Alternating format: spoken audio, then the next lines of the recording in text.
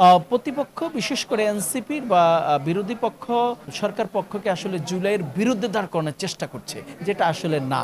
আমি আপনাকে একটা স্পষ্ট বলতে চাই, 1.5 মাসের একটা সরকার। আপনি বলেন তো, এই 10 মাসে কয়টা আইন শৃঙ্খলা রক্ষাকারী বাহিনীর হাতে খুন হয়েছে, কয়টা বিচার বহির্ভূত হত্যাকাণ্ড হয়েছে, কয়টা গুম হয়েছে, কয়টা ব্যাংক লুটপাট হয়েছে, কয়টা চাঁদাবাজি হয়েছে। 1.5 মাসের একটা সরকার কয়টা এমপি মন্ত্রী তাদের ক্ষমতার অপব্যবহার করেনি। আমাদের দৃঢ় বিশ্বাস, গণ অভ্যুত্থানে গত 17 বছর থেকে নিশ্চয়ই এই সরকার শিক্ষা নিয়েছে এবং গণ অভ্যুত্থানের যে মানুষের স্পিরিট, মানুষের যে প্রত্যাশা, এর ব্যত্যয় যদি ঘটে এই সরকার নিশ্চয়ই সেই গত 17 বছরের যে সরকারটি ছিল সেভাবেই তাহলে চলে যেতে হবে। গণমানুষের সরকার হলে নিশ্চয়ই আমরা 1.5 মাসের আমরা সেটা দেখতে পাচ্ছি। ইতিমধ্যে একটি বিচারপতি হত্যাকাণ্ড ঘটেনি, একটি ব্যাংক লুটপাট হয়নি, একটি গুম হয়নি। তাহলে গুম কমিশনের যে আইন, সেটা থাকা সত্ত্বেও গত 17 বছর গুম হয়েছে শত শত। অতএব আমাদের মেন্টালিটি, আমাদের গণতন্ত্র, আমাদের বাক স্বাধীনতা, আমাদের মানবিকতা আমাদের মগজে থাকতে হবে, আমাদের দেশপ্রেম থাকতে হবে অন্তরে।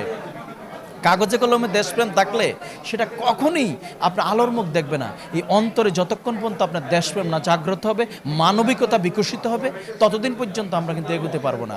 আমরা সেটাই দেখতে চাই, সেটাই প্রত্যাশা করি। অন্যথায় ইতিহাসের আস্থা করে কিন্তু নিক্ষিপ্ত হবে, এটাই স্বাভাবিক। আসলে আমি বলতে চাই, তারেক রহমান বলেছেন যে যেই জুলাই সনদে তারা সাইন করেছেন তার প্রত্যেকটি অক্ষর তারা বাস্তবায়ন করবেন। এদিকে জুলাই সনদ নিয়ে রাজপথে নামার ঘোষণা দিয়েছে 11 দলীয় জোট।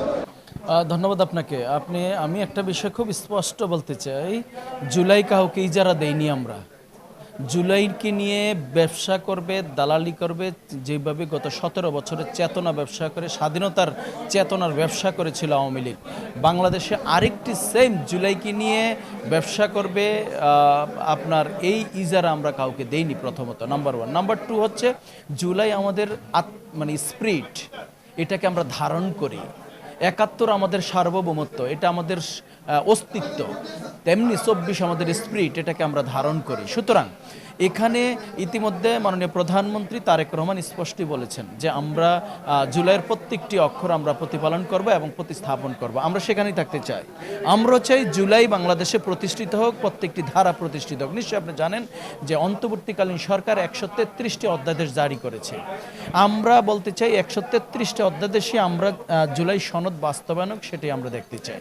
এর ব্যত্যয় আমরা আসলেই দেখতে চাই না, এবং বর্তমান সরকার এটা বাস্তবায়ন করবে না সেটাও কিন্তু বলছে না। সময় সাপেক্ষ, হয়তো কিছু ধারা, কিছু উপধারা, কিছু আইন, সেগুলা পর্যালোচনা করার মাধ্যমে আস্তে আস্তে বাস্তবায়ন হবে, এবং আমরা সেটাই দেখতে চাই।